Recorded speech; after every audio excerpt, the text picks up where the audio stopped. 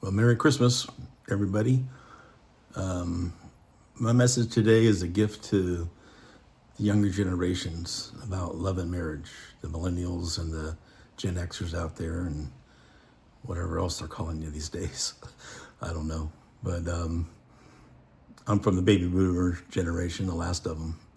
But, you know, I was married for 26 years and together with my wife for 4 years before that. And it's been 10 months since her death, so I don't know, I'm counting it as 31 years now. But I just wanted to give a message out there to people who are having a hard time finding love in a marriage and in a mate, and for both men and women. And it's not easy out there in today's world with the AI and the computer dating, and it's a lot different from when me and Sarah started dating. And when I first got married, I first got married in 1987 to my first wife, and that didn't last. But what I can tell you is what does work and what doesn't work, because my second marriage worked for me, and it lasted for 26 years, and we were together for 31. So in today's world, you hear a lot about the women complaining about the men. I mean, they're just not out there. I guess they're playing video games, and they're non-existent, and they're not working, and they don't have an income, and you have to provide to get married, and if you're a man or a woman, who's looking for a man. Even women provide for someone, and their man doesn't make as much money. So, you can't always go out there and try to find the top guy with the most money, and that's very few and far between, and lucky for them. But even then, their marriages don't last either. So, what's the secret to finding somebody is, I would say it's stability. When I first met my first wife, for example, I wasn't stable, and I was too busy trying to create a business, and I had a drafting business and building business, and yeah, it takes money to make money, and I didn't have it. So, I was always struggling and barely making it by, and scripting and scraping, and not being able to provide for a home, and just renting a house and just making it by, and that doesn't work because economies go up and down, and you got to work with the economy as well. In the late 80s, we had a booming economy, but when I started my business, it started going down. So it wasn't a good time to start a business. So you got to keep that in mind too. Today we have a booming economy coming up, and what's happening. So it could be the greatest boom of our lifetimes, and for my lifetime too. So, my advice to a young man who's out there, or a young woman who's out there who wants love and wants to get married, is to buckle down yourself first, get yourself in order. Have a job and be stable with a solid income, and take care of yourself. And I'm 63, but I kind of let myself go when my wife was passing away. But I'm coming back and losing weight, and I'm out there thinking about love and marriage and having a kid, and just like anybody else is starting out now. So,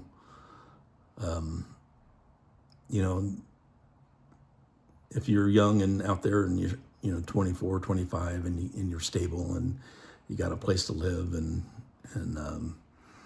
you think about the first people in Africa, who were learning how just to survive, and they didn't work, and they had to provide for their loved ones. So they saw how the animals did it, you know, how they did everything. But you know how they take care of their young, and how they had to provide for them and seek shelter. And so I think people learn from animals like the lions and lionesses, for example. And the first people in Africa probably saw, you know, how ferocious the lionesses were, even against the lions, or the, you know, all the lions, you know, the king of the beasts, you know, they had to defend against them as well, you know, from killing their young.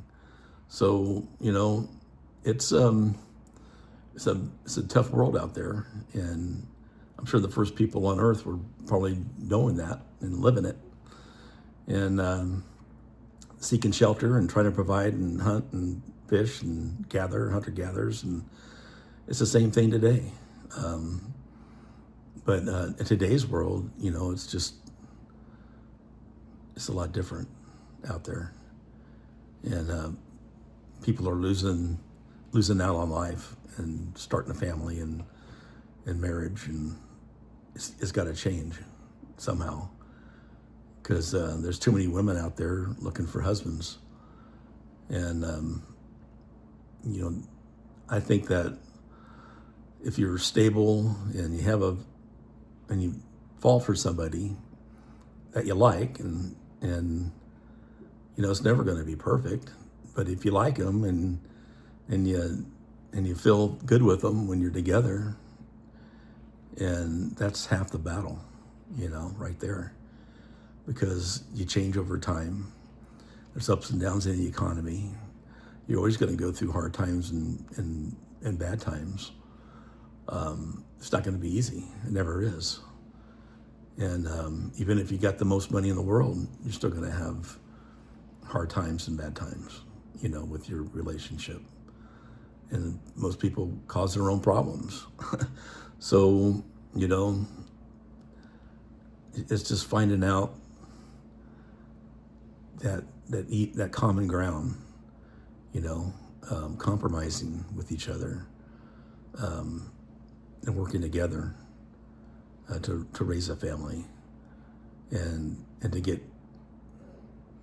married, you know, maybe the beginning, and of course dating and all that, but you know, you got to take a risk, you know, you got to take that leap of faith, and that leap of faith is just a chance too. We all take chances. My first marriage, we took a chance and it didn't work out, but that was because I was unstable. You know, I wasn't a good provider. I didn't have a steady job. I was out there starting my own business, and it was just too sporadic, and with the ups and downs of the economy, it just didn't work out. So I ended up having to go find a job, but it was too late by then. You know, I lost my first marriage, and it took me a while to find my second wife. So I would say about 4 or 5 years later, or no, about 3 or 4 years later, after my first wife and I divorced, I met Sarah. But I knew Sarah too. She was a waitress, and we knew of each other, you know, as her being a waitress and me going to that restaurant. But you know, when you meet somebody and you take that leap of faith, and you know, it's all sexual, of course, at the beginning, but then you find out that's gonna work. And then you know, I didn't have a very good job when I first met Sarah, so I was still working on my own, doing the wrong things through my first marriage, and still didn't realize that I needed to get a job and provided a steady income. But it took Sarah to agree to marry me. You know, it took her 4 years for me to get together, to get my act together, to become stable. You know, I was getting paid every three months. You know, I had my own business and I had employees, and I was doing prevailing wage work in the Bay Area, and it takes money to make money, and it was hard. It was difficult, and that was failing, and I had my ups and downs in that. So I had my successes and my failures, and I learned from them. But I also learned that if you're going to have love again, you better buckle down. You better get a job, provide a steady income, because one or the other was probably nested somewhere, has a home or an apartment or whatever, and you can move in with each other, or with one another. But it takes that leap of faith, But you have to be stable and steady to do it, and you can't be a damn gamer at night thinking you're going to make $1 million on a game playing with a bunch of people that are trying to do the same thing.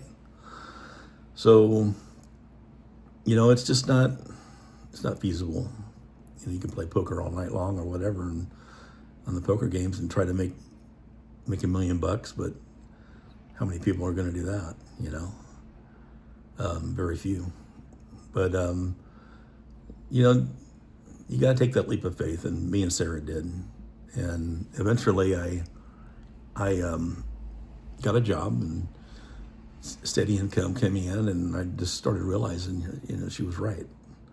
That I had to provide that steady income and be the hunter and gatherer in today's society, and become stable. And then she accepted me more. She realized that I was going to work out. I was going to be able to provide. So we got married, in 1999. So it took that for me to realize my first marriage, losing that, and also, almost losing Sarah, to try to get together with her, that I wasn't working out. And then I finally figured it out. So you're welcome. Merry Christmas.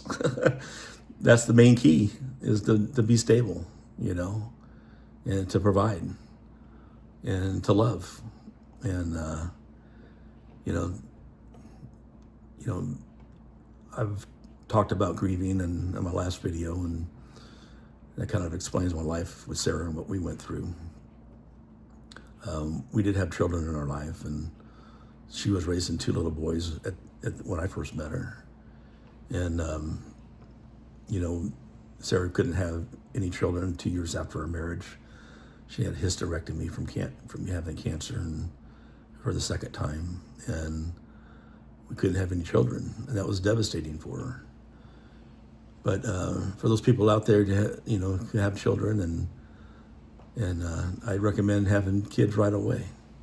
Just go for it. Take the leap of faith, and take the leap of faith of getting married, and take the leap of faith of having children, and just living life to the fullest. That's the key to being happy, because you find out that over time, when I first met Sarah with the 2 boys, and she was raising them for 3 or 4 years by herself with the help of her parents, and then they gave us a break, and we wanted to have our own family, and they took the kids in, and we were together to have our own family. So we tried and didn't work out, but I still stayed with her. I loved her, and we still had the boys in her life off and on, and they'd come over with their friends, and we'd go hunting and fishing and gathering and do whatever we had to do to have our small family together, our group of family members together. And it was enjoyable. It was fun. And I highly recommend it, even if we didn't have any kids, After me and Sarah were married for, I don't know, maybe 8 or 9 years, we had another family member that had difficulties, and we ended up taking care of their daughter, Jewel, and and for years she stayed with us on weekends because they weren't very stable. They were kind of into drugs, and it wasn't a good thing. And trying to live in California with the expense of California, they just couldn't do it, and they were having a hard time making it by. So when we took Jewel in, and she lived with us for, well, on weekends for maybe 5-6 years, she lived with us on weekends, and then one day they just dropped her off, and we were taking care of her full time. So life has its ups and downs for everybody, and to take a child in and as your own is an option too. You can adopt, and we thought of adopting as well, but we just have the boys and Jewel in our life all the time, so we were happy with that, and we just continued on as a family, all as one.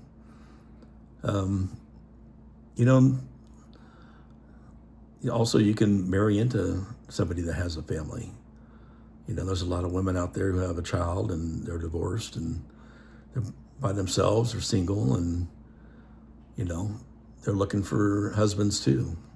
And you got to be open to it.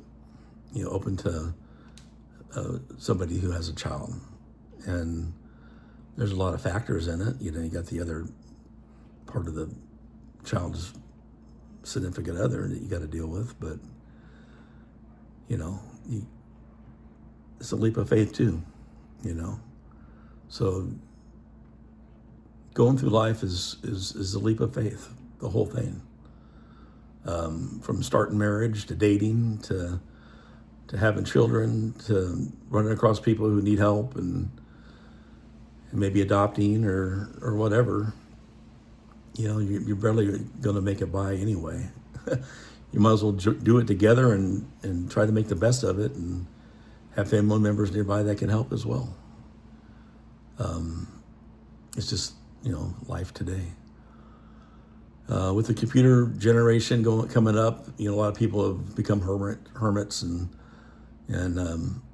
stayed to themselves a lot. And after my wife passed away, I became a hermit for a little bit too, and to try to heal myself, body, mind, and soul. And I did. I figured it out, and it took time. But also, I'm ready now after 10 months since Sarah's been gone, 10 and a half months now. Before she died, we talked about it, about me moving on and maybe getting remarried and having children again or something in my life. And it's something I thought about. I'm retiring into this year, and I was working crazy hours, and I just, I looked at the options and my options that I had, and I could do it, so I just decided to pull the trigger on it, to retire and to start living life. I got my house, I own my truck, I own a lot of things I have. You don't really need more than that. You just need somebody else to share it with. And I'm looking too now. And I have someone that's out there that's, they can't make up their mind. And I don't know what else to say, but to be patient and hold off and hold and wait and see what happens. But there's somebody else too, so I'm not going to wait forever. I'm going to move on, and I want to have children, and I want to move up again in life, and that's where it's going. So you got to take that leap of faith, everybody. And that's my Christmas message to you and the younger generations out there, that life's too short, and even though I'm older and 63, I feel like I'm 36 and ready to start another family. So, it's time. you got to just keep moving on. And life moves on, and you got to take that leap of faith. So that's my message to you. So good luck to everybody.